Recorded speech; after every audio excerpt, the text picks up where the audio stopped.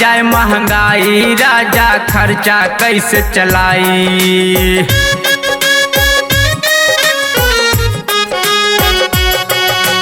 बढ़ल जाए महंगाई राजा खर्चा कैसे चलाई। घरवा में चर गो लइके खनवा कैसे खियाई। बढ़ल तेलावा के दामावा सुनाए सजना। बढ़ल दालिया के दामावा सुनाए सजना। बढ़ल नोनावा के दामावा सुनाए सजना। बढ़ल धनिया के दामावा सुनाए सजना।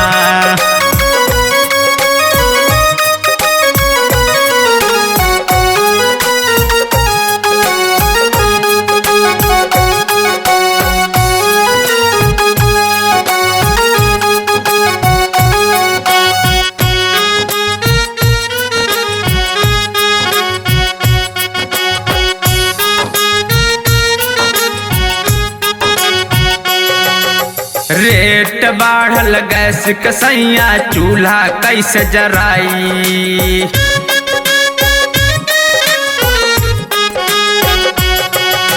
रेट बढ़ल गैस कसैया चूल्हा कैसे जराई। ऐसा नया पत आइल राजा धनवा गैल बिलाई। बढ़ल धनिया के दामावा सुनाए सजना। बढ़ल सरसों के दामावा सुनाए सजना।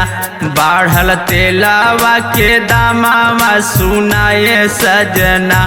बढ़ल आटावा के दामावा सुनाए सजना।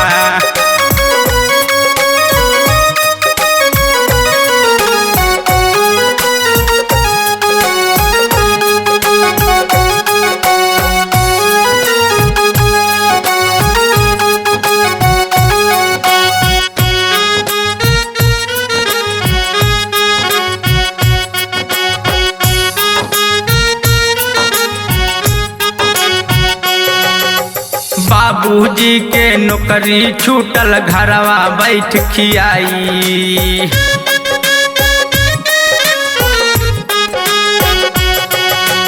बाबूजी के नौकरी छूटल घरवा बैठ खियाई। तीन गो लहुरा देवरवा लिख पढ़ कर घुमाई। बढ़ल पेट्रोल के दामावा सुनाए सजना। बढ़ल डीजल के दामावा सुनाए सजना।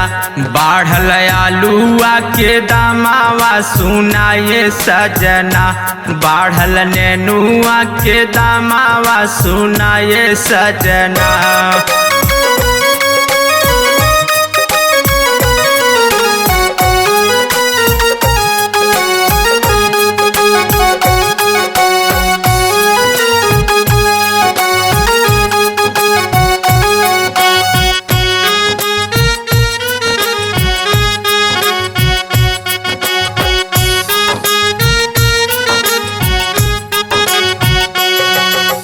देख के महंगाई रजऊ छतिया हमारी फाटे।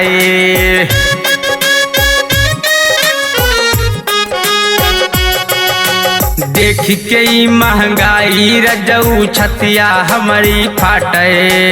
एक रुपया जोड़ी केतनो तबो न खाए कयाटे। बढ़ल सरसों के दामावा सुनाए सजना।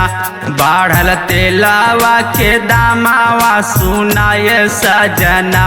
बढ़ल गैसवा के दामावा सुनाए सजना। गावे मोनू सिंह तारानावा सुनाए सजना।